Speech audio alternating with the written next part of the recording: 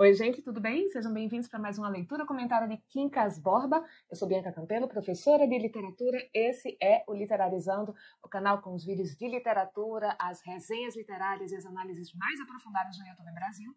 E a gente vai retomar essa leitura a partir do capítulo 83. Vamos lá? Um dia, como houvesse saído mais cedo de casa e não soubesse onde passar a primeira hora, caminhou para o armazém. Desde uma semana que não ia à Praia do Flamengo por haver Sofia entrado em um dos seus períodos de sequidão. Achou o Palha de luto. Morrera a tia da mulher, Dona Maria Augusta, na fazenda. A notícia chegara na antevéspera à tarde. A mãe daquela mocinha? Justo. E aqui, gente, contexto para quem se perdeu um pouco, tá? O Rubião se tornou sócio do Palha nesse armazém, por isso que ele foi lá encontrar com o Palha, e ele está evitando ir para a casa do Palha porque a Sofia tem esses períodos em que ela é muito efusiva, muito acolhedora com o Rubião, e ela tem as suas fases em que ela está mais seca com o Rubião, e ela está numa dessas fases em que ela está mais distante.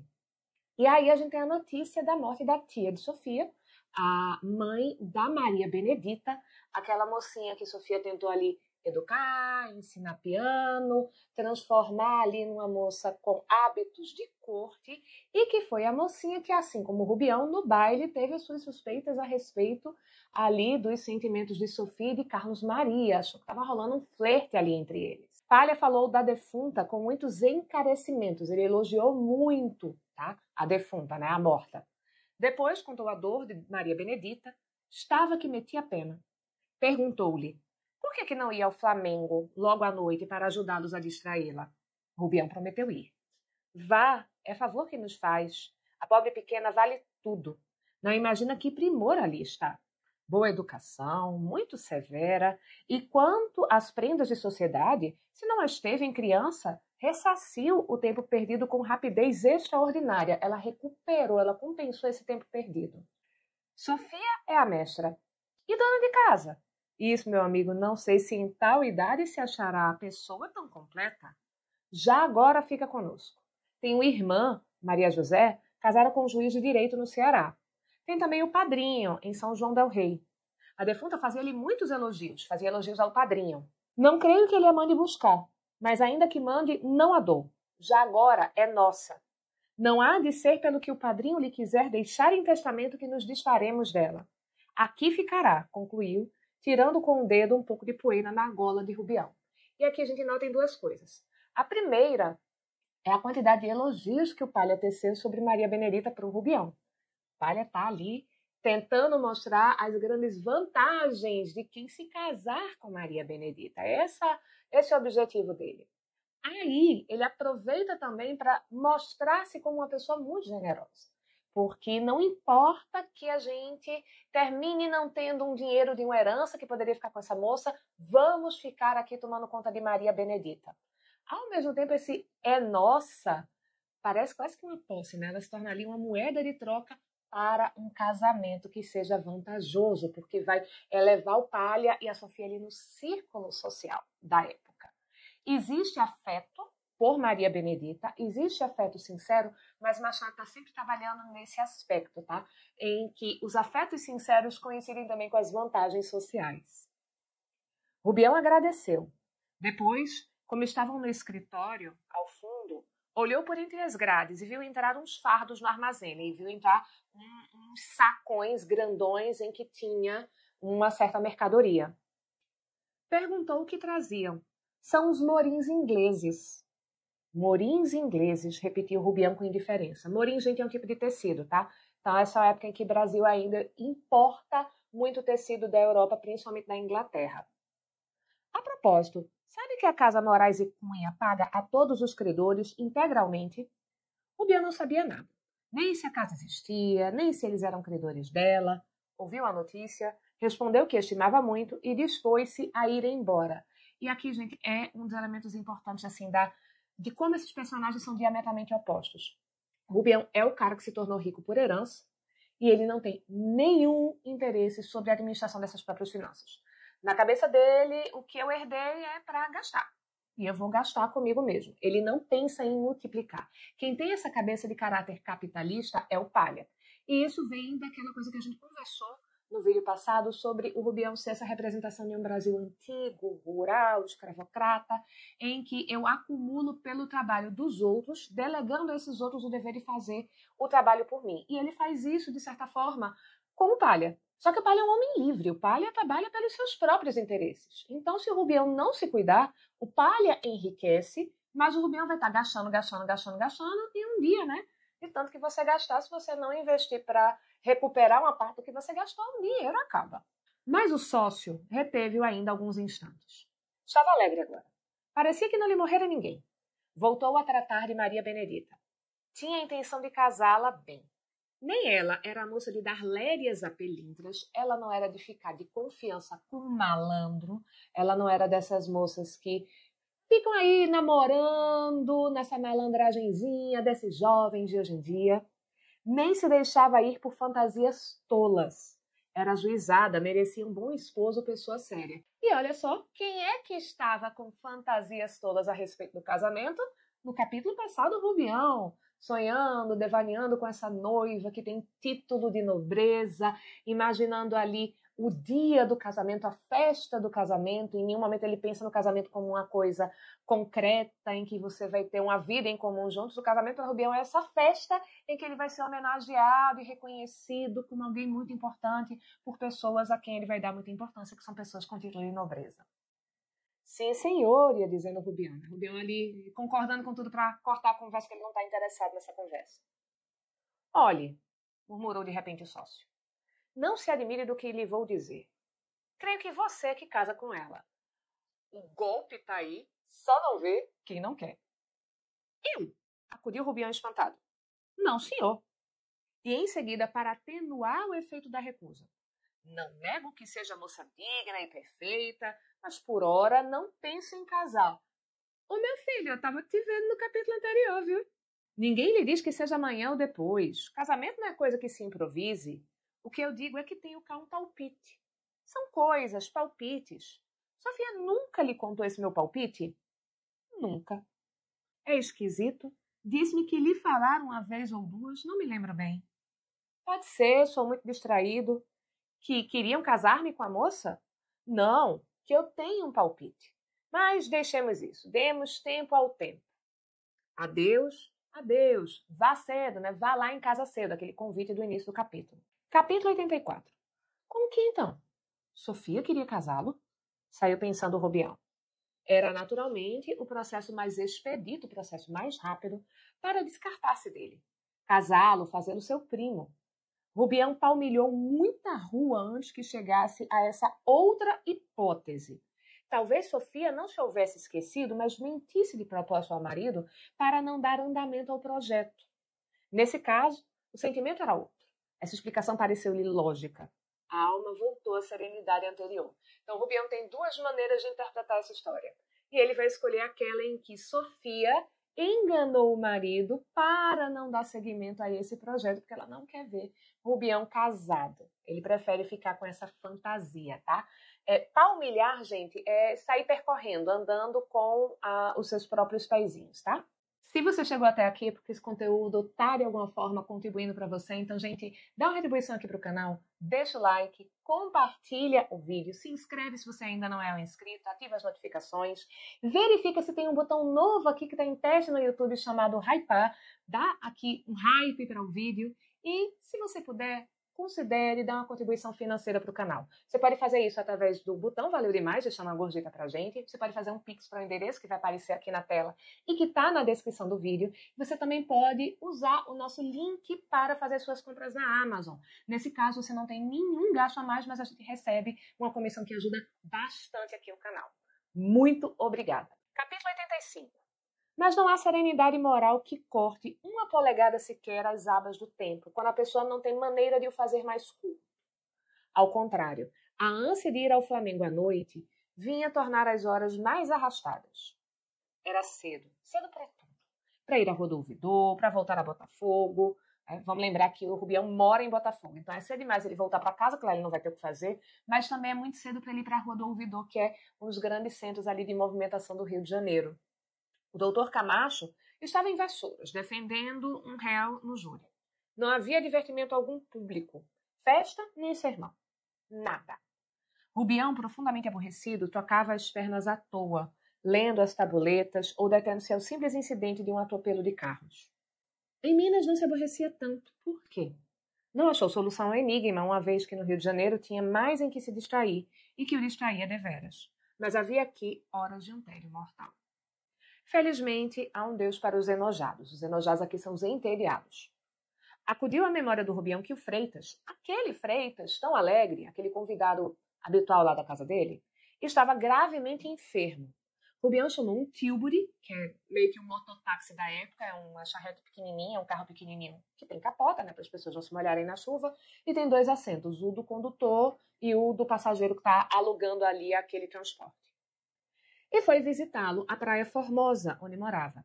Gastou ali, né, Rubião gastou ali, perto de 2 horas conversando com o doente. Esse adormeceu, ele despediu-se da mãe, né? Rubião foi lá dar tchau para a mãe do Freitas. Um caco de velha. E à porta, antes de sair, a senhora há de ter tido seus apertos de dinheiro, disse Rubião. E vendo-a morder o beiço e baixar os olhos, não se envergonhe, necessidade aflige, mas não envergonha. Eu, o que queria era que a senhora aceitasse alguma coisa que lhe vou deixar para acudir à despesa. Pagará um dia, se puder. Tinha aberto a carteira, tirou 6 notas de 20.000 réis, fez um bolo de todas elas e deixou-lhe na mão. Abriu a porta e saiu. A velha, espantada, nem teve alma para agradecer. Só ao rodar do Tilbury é que correu à janela, mas já não podia ver o benfeitor. Capítulo 86.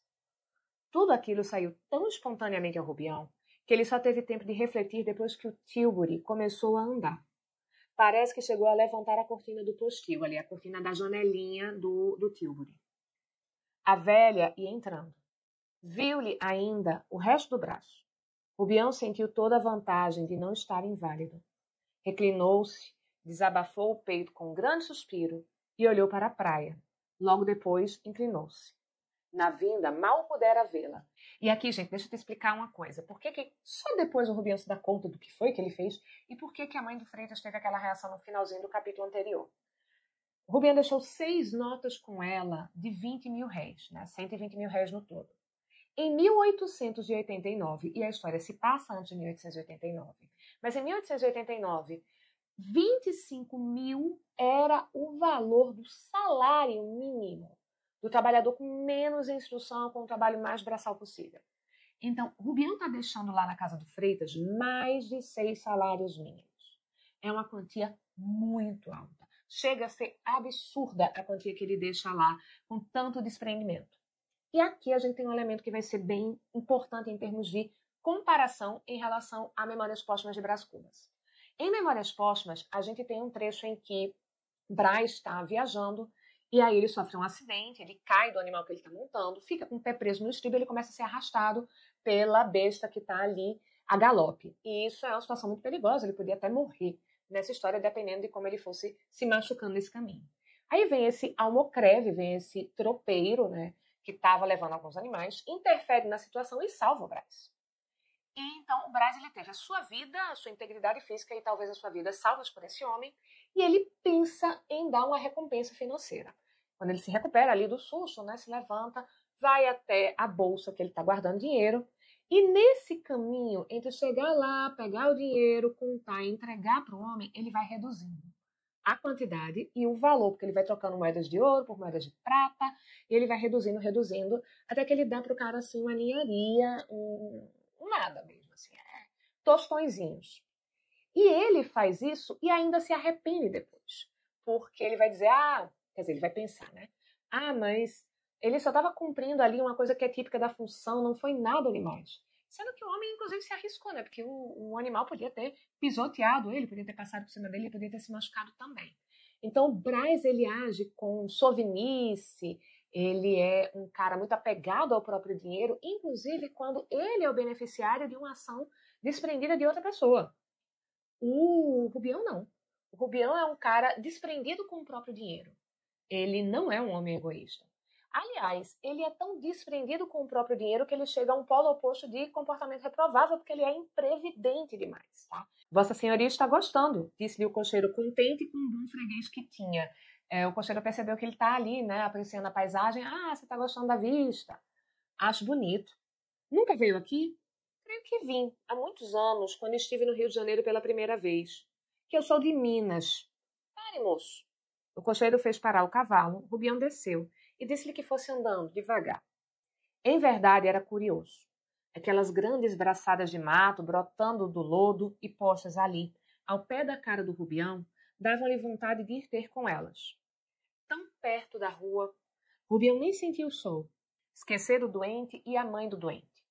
Assim sim, dizia ele consigo, fosse o mar todo uma coisa daquele feitio alastrado de terras e verduras, e valia a pena navegar. Ou seja, não vale a pena navegar porque o mar não é isso, né? Para lá daquilo ficavam a Praia dos Lázaros e a de São Cristóvão. Uma pernada apenas, bem pertinho, no instante você chega andando. Praia Formosa, murmurou ele. Bem posto o nome. Entretanto, a praia ia mudando de aspecto. Dobrava para o saco do alferes, vinham as casas edificadas do lado do mar. De quando em quando não eram casas, mas canoas, encalhadas no lodo ou em terra, fundo para o ar. Elas estão viradas de cabeça para baixo. Ao pé de uma dessas canoas, viu meninos brincando em camisa e descalços, em volta de um homem que estava de barriga para baixo. Notem isso aqui que é importante na descrição das crianças, tá? Elas estão em camisa, ou seja, elas não têm nenhum tipo de casaco. E elas estão descalças. São dois sinais aí de condição financeira. Todos eles riam. Um ria mais que os outros, porque não acabava de fixar o pé do homem no chão. Era um pequerrucho de 3 anos. Agarrava-se-lhe a perna e ia estendendo-a até nivelá-la com o chão. Mas o homem fazia um gesto e levantava pelo ar o pé e o menino. Rubião deteve-se alguns minutos diante daquilo. O sujeito, vendo seu objeto de atenção, redobrou o esforço no brinco, na brincadeira. Perdeu a naturalidade. Os outros meninos, mais idosos, detiveram-se a olhar espantados, porque Rubião está vindo ali junto com o Tilbury, mas ele está andando e ele tem as roupas desse homem rico. E esses meninos não estão vestidos como meninos da mesma classe social de Rubião, né? Mas Rubião não distinguia nada. Via tudo confusamente. Foi ainda a pé, durante largo tempo, passou o saco do alferes, passou a Gamboa, parou diante do cemitério dos ingleses, com seus velhos sepulcros trepados pelo morro, e afinal chegou à Saúde. Viu ruas esguias, outras em ladeiras, casas apinhadas ao longe, e no alto dos morros, becos, muita casa antiga, algumas do tempo do rei, comidas, gretadas, elas estão rachadas, estripadas. Então você está vendo o interior das casas por causa das rachaduras. O caio encardido e a vida lá dentro. O caio é a parte de fora das casas, né, da fachada, que está pintada de branco com cal. Então elas foram caiadas, elas receberam essa camada de cal que as deixava branco, só que esse caio ele já está encardido. Então o branco está todo sujo. E tudo isso lhe dava uma sensação de nostalgia. Nostalgia do farrapo, da vida escassa, acalcanhada e sem vexame. Mas durou pouco. O feiticeiro que andava nele transformou tudo. Era tão bom não ser pobre. Tá? A calcanhada é humilhada. O feiticeiro é a referência ao intertexto ali com a tempestade, ao próspero que vive na cabeça dele, que transforma as coisas, essa ilha que é a própria cabeça ali do Rubião. E aqui, gente, deixa eu chamar a atenção de vocês, porque parece que não tem nada demais. Por que o narrador está se detendo tanto em falar desses espaços, mas tem sim. A história do romance se passa ali entre 1867 e 1871 aproximadamente. E nesse período a gente tem algumas transformações bem importantes no Rio de Janeiro. Primeiro, que é a maior urbanização da cidade. E o segundo, que é um período em que a quantidade de escravizados na cidade do Rio de Janeiro vai diminuir consideravelmente por conta do tráfico. E esse espaço em que o Rubião está passando, ali na Gamboa, é uma área em que quem chegou, os escravizados que chegaram ali no Cais do Valongo, vão ser destinados primeiro a uma quarentena que se dava ali na Gamboa. Alguns que adoeciam e morriam eram enterrados num cemitério que não foi mencionado aqui, só foi mencionado o cemitério dos ingleses, mas tinha esse cemitério que era o cemitério dos pretos novos. E aqueles que sobreviviam, aqueles que passavam a quarentena, eram encaminhados para a venda. Sendo que isso tudo já ruiu, já está aqui em ruínas quando o Rubião está se passando. Por quê? Porque já diminuiu muito esse encaminhamento de escravizados para o porto. E isso tem a ver com os ingleses, porque é por pressão da Inglaterra que a gente começa a ter progressivamente o combate ao tráfico de escravizados de lá de África para o Brasil. Então, a gente ainda tem um tráfico interno acontecendo nesse período, mas esse tráfico que é externo, ele já diminuiu muito por pressão da Inglaterra. Capítulo 87. Rubião chegou ao fim da Rua da Saúde. E à toa, com os olhos espraiados e desatentos. São olhos distraídos, né, que vão passando por várias coisas sem se atentar a nenhuma delas. Rente com ele, passou uma mulher, não bonita nem singela, sem elegância, antes pobre que remediada, mas fresca de feições. Se ela tem as feições ainda frescas, é uma moça jovem. Contaria 25 anos e levava pela mão um menino. Este atrapalhou-se nas pernas do Rubião. Que é isso, nhonhô? Disse a moça, puxando o filho pelo braço. E aqui notem que a moça chamou o filho de nhonhô. Essa era a expressão que os escravizados usavam para falar dos filhos da Casa Grande, as crianças que eles viam crescendo. Nhonhô e iaiá era a expressão para as meninas. Então, se a moça usou essa expressão aqui, ela provavelmente ou nasceu escravizada, ou ela é filha de escravizados e ela nasceu liberta, porque os pais podem ter conseguido a própria alforria, ou ela conseguiu a própria alforria depois. Mas ela é uma moça livre que está ali passeando com o filho. Não precisa Machado dizer para a gente cor de pele, não precisa fazer essa alusão. Com esse simples uso, ele está marcando qual é a origem dessa moça. Rubião inclinara-se ao pequeno para ampará-lo. O menino tropeçou ali nas pernas do Rubião e ele se abaixou ali para segurar o pequenininho. Muito obrigada, desculpe, disse ela sorrindo e cumprimentou. Rubião tirou o chapéu, sorriu também. A visão da família apoderou-se dele outra vez. Case-se e diga que eu engano. Parou, olhou para trás, viu ir a moça, tique-tique, e olha só, o detalhezinho das sutilezas de Machado. A moça andando está fazendo barulhinho, tique-tique. Então ela está com sapatos. Ela já está numa condição social melhor do que aqueles meninos pelos quais o Rubião acabou de passar. E o menino ao pé dela, amiudando as perninhas para ajustar-se ao passo da mãe. Depois, foi andando, lentamente, pensando em várias mulheres que podia escolher muito bem, para executar a 4 mãos a sonata conjugal, música séria, regular e clássica. Chegou a pensar na filha do major, que apenas sabiam as velhas mazurcas, era um tipo de música ali popular nos salões da época. De repente, ouvia a guitarra do pecado tangida, tocada pelos dedos de Sofia, que o deliciavam, que o estonteavam há um tempo. E lá se ia toda a castidade do plano anterior. Teimava novamente, forcejava, né? Ele fazia força por trocar as composições, pensava na moça da saúde, modos tão bonitos, criancinha pela mão, mas Sofia é a obsessão dele e termina voltando a pensar em Sofia. Capítulo 88. A vista do Tilbury fez-lhe lembrar o doente da Praia Formosa. Pobre Freitas, suspirou. Logo depois, pensou também no dinheiro que deixara a mãe do enfermo, e achou que fizera bem. Talvez a ideia de haver dado 1 ou 2 notas demais esvoaçou por alguns segundos no cérebro do nosso amigo. Ele a sacudiu depressa, não sem se zangar consigo, e para esquecê-la de todo exclamou ainda em voz alta. Boa velha, pobre velha. Capítulo 89. Como a ideia tornasse ainda, Rubião atirou-se depressa ao Tilbury. Entrou e sentou-se, falando ao cocheiro para fugir a si mesmo. Dei uma caminhada grande, mas sim, senhor, isso aqui é bonito. É curioso. Aquelas praias, aquelas ruas, é diferente dos outros bairros. Gosto disso. Hei de vir mais vezes. O cocheiro sorriu para si de um modo tão particular que o nosso Rubião desconfiou. Não atinava com o motivo do riso. Talvez lhe houvesse escapado alguma palavra que no Rio de Janeiro tivesse mau sentido. Mas repetiu-as e não descobriu nada. Eram todas usadas e comuns. Entretanto, o cocheiro sorria ainda, com o mesmo ar do princípio. Meio subserviente, meio velhaco, ele está com um sorriso malicioso. Rubião esteve a pique de o interrogar, mas recuou a tempo. Foi o outro que reatou a conversação. Vossa Senhoria está então muito admirado do bairro, disse ele. Há de deixar que eu não acredite, sem se zangar, que não é para ofender a Vossa Senhoria, nem eu sou pessoa que agrave um freguês sério, mas não creio que esteja admirado do bairro. Por quê? Aventurou Rubião, né? Ele ousou ali.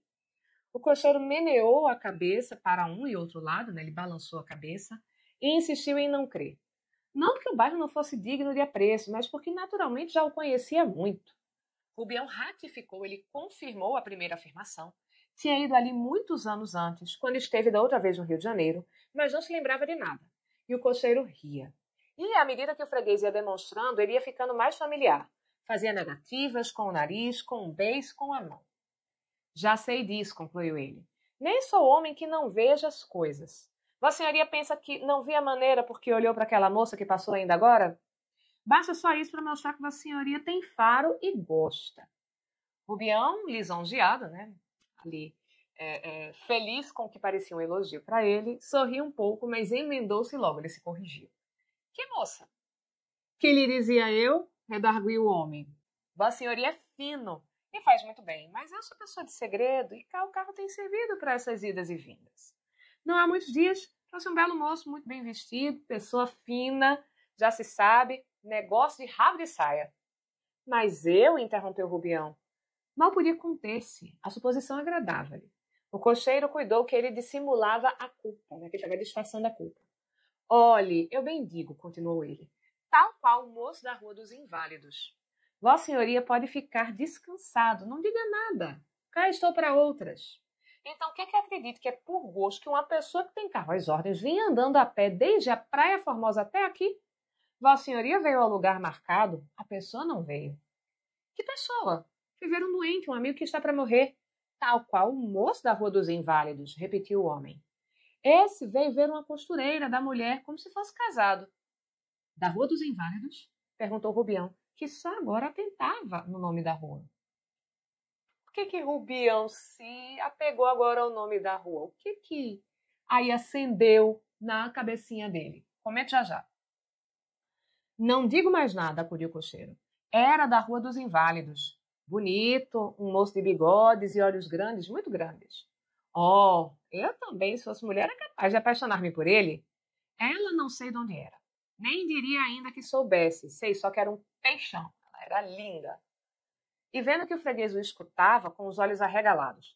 Oh, Vossa Senhoria não imagina. Era de boa altura, bonito corpo, a cara meio coberta por um véu. Coisa papa fina.